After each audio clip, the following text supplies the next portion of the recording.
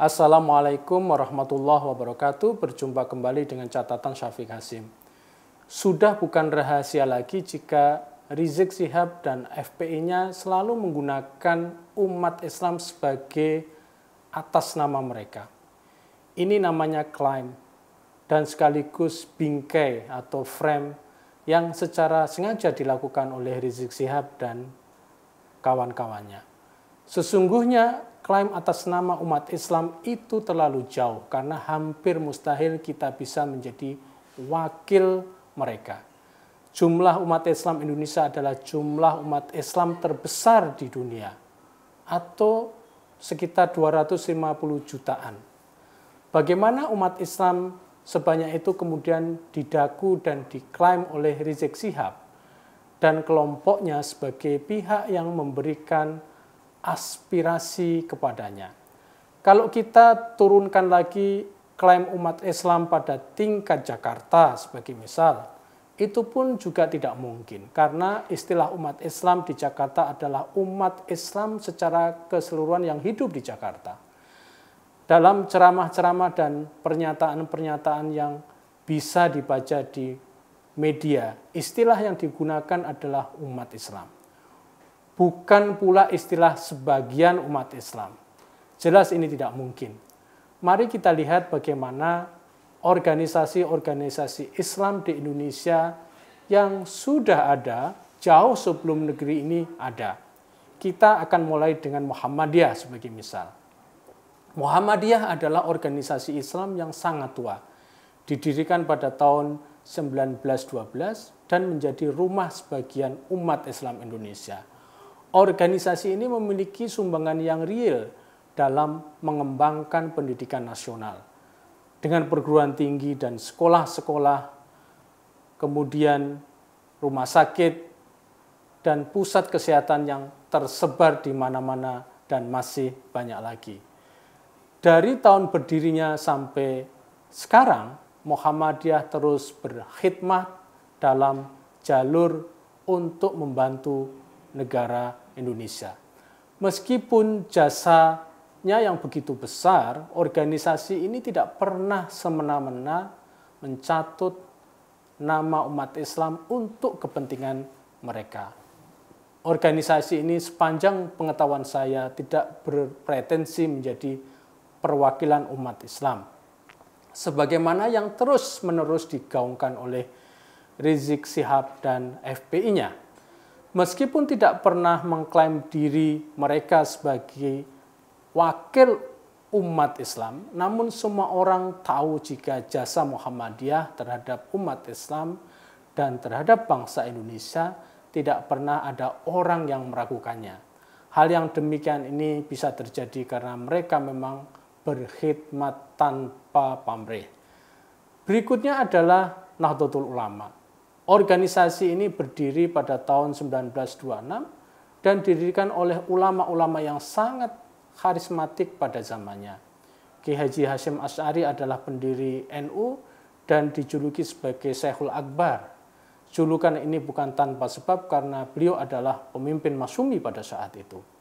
Hadratus Syekh Hasyim Asy'ari adalah pencetus revolusi jihad yang menjadi penyemangat Perang 10 November yang kini diresmikan menjadi Hari Pahlawan Nasional. NU berkembang secara pesat dan mengabdikan diri dalam bidang pendidikan masyarakat melalui pesantren. Jumlah pesantren yang berafiliasi dengan NU lebih dari 25.000 pesantren. Tidak hanya pesantren, NU juga memiliki sekolah dan madrasah yang jumlahnya di atas 100.000. Sampai saat ini NU adalah organisasi Islam terbesar di Indonesia dan bahkan di seluruh dunia. Pandangan mereka terhadap Indonesia sudah sangat jelas sejak dahulu, yakni Indonesia sebagai negara Pancasila merupakan bentuk terakhir dari bentuk negara ini. Karenanya jika ada pihak yang berusaha untuk mengubah hal tersebut, maka NU pasti akan berada di depan untuk menentangnya.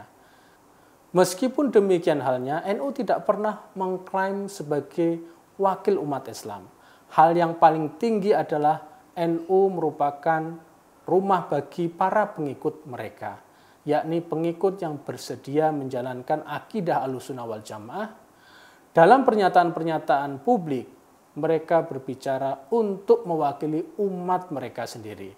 Hal ini mereka lakukan karena mereka sadar bahwa tidak semua umat Islam itu setuju dan sepaham dengan NU dalam keislaman dan keindonesiaan. Karenanya, berpretensi menjadi wakil umat Islam bagi NU adalah hal yang tidak wajar. Ormas-ormas besar lainnya seperti Persatuan Islam, Persis, Al-Wasliyah, dan Perti, serta lainnya sepanjang yang saya tahu juga tidak pernah mengklaim diri mereka sebagai wakil umat Islam. Mereka tahu bahwa klaim ini tidak benar untuk mereka lakukan. Klaim pengatasnamaan umat Islam baru mulai ada setelah berdirinya Majelis Ulama Indonesia.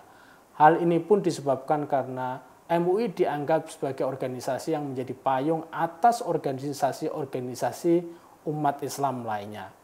Ini semua adalah frame atau bingkai yang dulu diciptakan oleh Soeharto ketika mendorong pendirian MUI pada tahun 1975. Semenjak ada FPI, klaim atas nama umat Islam menjadi hal yang sering kita dengar di telinga kita. Banyak dari kita yang sudah mempertanyakan akan keabsahan klaim ini, sebab FPI dan pengikut Rizik Syihab pun lebih terkonsentrasi di Jakarta. Dari segi jumlah pengikut sungguh kurang layak untuk menjadi wakil dari seluruh umat Islam. Bagaimana organisasi sebesar NU dan Muhammadiyah yang kiprah untuk negeri ini sudah terbukti mau diwakili oleh FPI dan Rizik Syihab? Jawabnya sudah barang tentu tidak mungkin. Namun bagi FPI dan Rizik, soal berapa jumlah umat mereka tidaklah perlu. Namun yang perlu adalah klaim itu sendiri. Klaim itu penting bagi mereka karena dengan klaim ini mereka bisa memainkan dan memposisikan diri mereka dan juga memainkan kepentingan politik mereka. Selain itu, namanya juga klaim, bukti nyata menjadi tidak terlalu penting dalam konteks ini. Sebagai catatan, perbuatan melakukan klaim atas nama umat Islam adalah hal yang biasa terjadi dan itu boleh saja. Karena itu klaim, maka tanggung jawab sepenuhnya berada di tangan pihak yang mengklaim.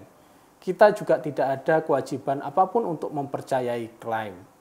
Namanya juga klaim yang biasanya dilakukan secara sepihak. Meskipun klaim itu boleh dilakukan, namun klaim seperti mendaku wakil umat Islam itu bukan merupakan perbuatan yang benar. Tidak benar secara logika dan tidak benar secara akhlak juga. Demikian. Wassalamualaikum warahmatullahi wabarakatuh.